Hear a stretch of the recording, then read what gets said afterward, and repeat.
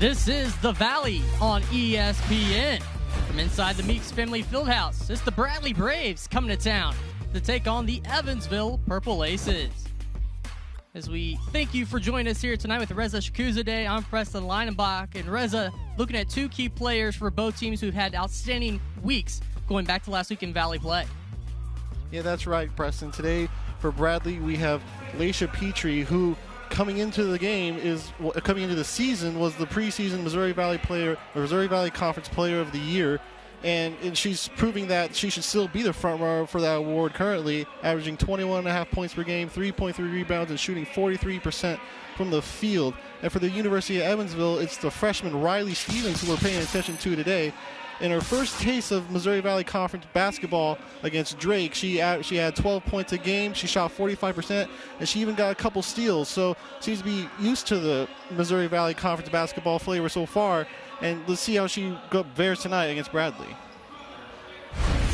Petrie off the mark from three once again. She's had a little trouble here early on finding her three-point stroke as Fight scoops it up and in. And Abby Fight, like we said earlier, she needs to get back into that rhythm, that scoring rhythm that she had before conference play started, because as soon, once her play started to downturn, and it seemed that the rest of the Aces team started to downturn. So they're going to need her to get back on those shooting boots and try and hit shots again.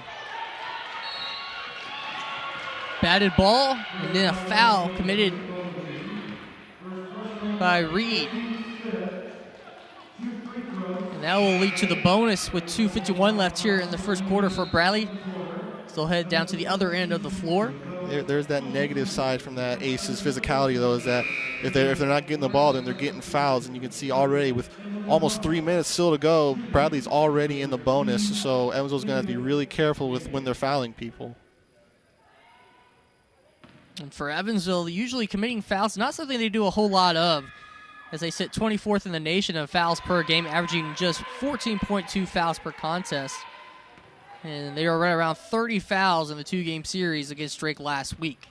As Koenig stands at the line, normally in the starting lineup to run the offense, but coming off the bench here tonight.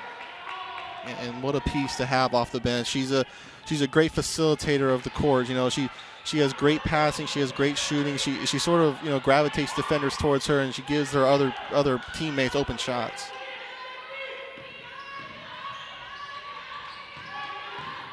Poland goes inside, gets stripped on the way up. The Braves going the other way. Petrie taking on three Purple Aces. Defenders can't get it to go.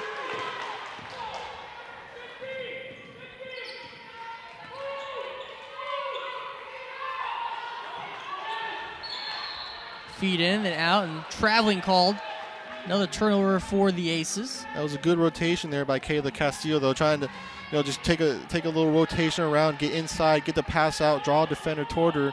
It looked like she was looking for an out pass for a three, just took an extra step. But that was a good offensive set there by Evansville. So far they're finding good offensive sets. It's just Bradley's had a really good match for him. So if Evansville can just find those open shots, and this team is a lot better shooting than they have been in the past couple of seasons. So if they they keep those shots up coming, they'll hit, and the points will come.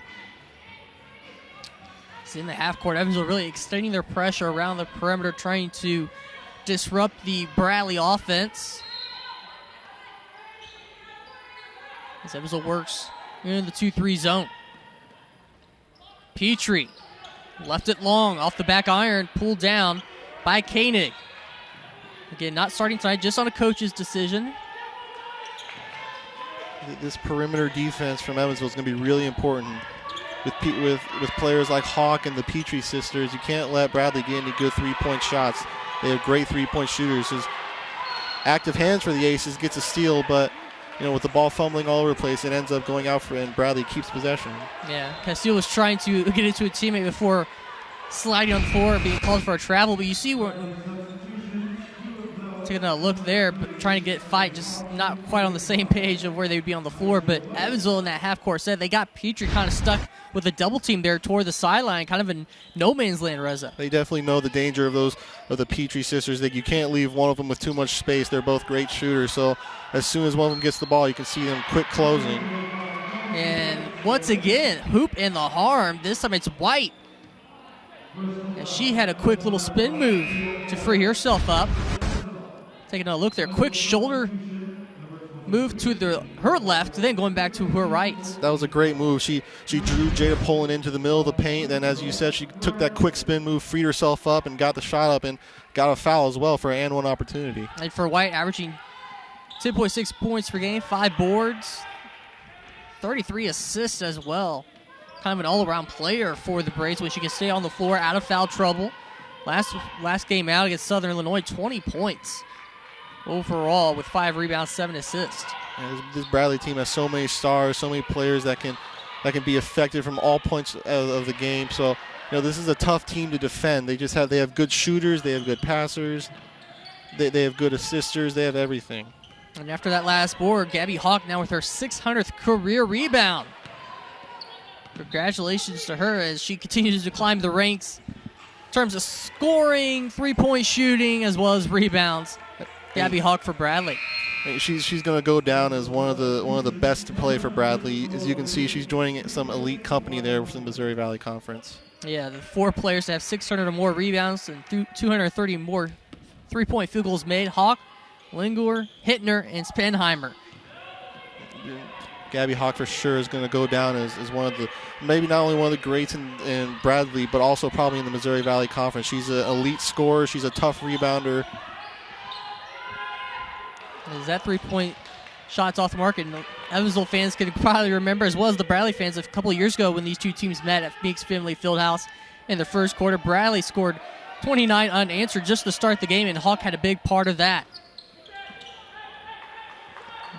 As the shot clock is off, the seconds wind down here in the opening quarter. Bradley 18, Evansville 8. Evansville can definitely take some positive defensively from this quarter.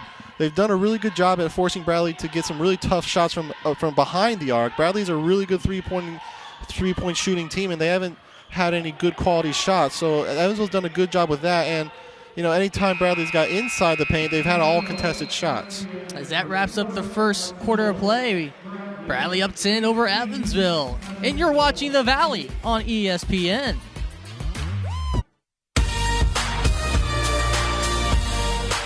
Coming back to action from the Meeks Family Fieldhouse in Evansville, Indiana. And the Purple Aces lead 24-15 against the Red Hawks.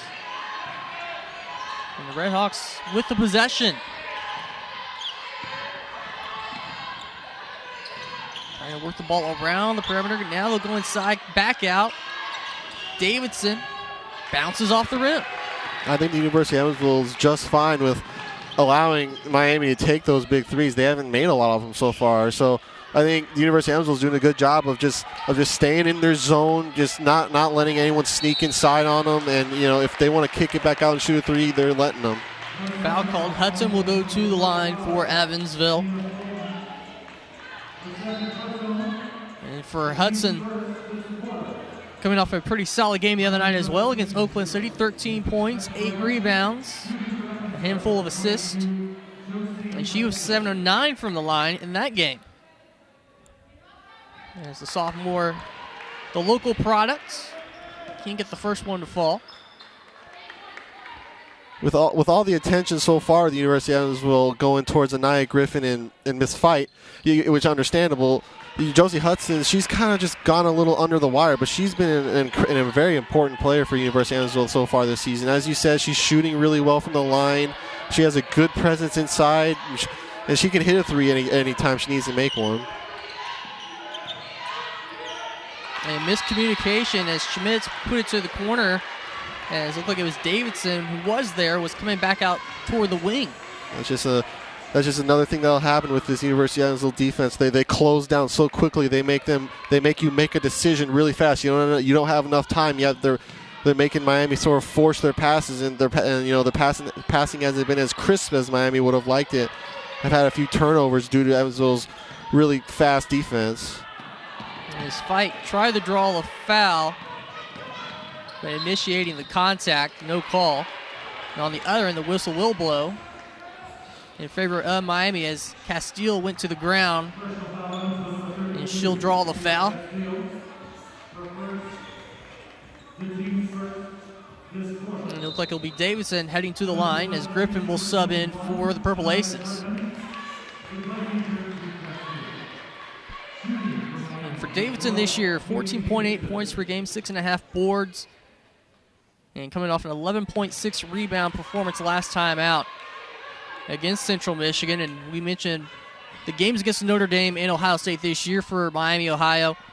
Well, this young lady in Davidson, 16 points, 10 rebounds at Notre Dame, 18 points at Ohio State, stepping up big time on the big stage, on the big courts. Yeah, Katie Davidson out of Indianapolis, Indiana, a freshman stepping into a D1 college basketball. She's done nothing but impress Coach Hendricks so far this season. 24-16 our score, Evansville leading. See Miami, second quarter. Miami trying to slow the tempo down, trying to get themselves organized. They know the fast game that gives the advantages to the University of Evansville, so they're just trying to slow the game down. They're trying to produce something of their own, produce shots, and they got a shot there just off the back rim and out. And a rebounding foul. That'll go against Fulton, calling for a push in the back. If you want to out-rebound the Aces, you're going to have to be physical with them. Just not that physical, but this Aces team, a great rebounding team, because they all flutter towards the ball. It's like they're a bunch of planets, and they all just gravitize towards the ball as soon as it hits off the rim. So if you want to out-rebound the Aces, you're going to have to be physical, just not as physical as that. And when we talked to Coach Ruffing for Evansville, we brought up the fact that these two teams did play last year with Miami, Ohio, getting the win a season ago. So we asked them, what did they take away from that game and what needs to happen in order for Evansville to flip the script this year to get the win. He said he thought the execution was good last year. They just needed to learn how to finish their plays and rebound in that matchup a season ago, and they're hoping that they can do that here today. And so far, I think the results would be good because they have been able to get a lot of good finishing. Their rebounding has been a lot better. They've gotten a lot of good second chance opportunities, and they've not allowed Miami to get any second chance opportunities. And you can see they're not even allowing Miami to get any shots up sometimes. So I think so far through this first half, I think Coach Ruffing will be very pleased with how his team has adjusted after that loss last year.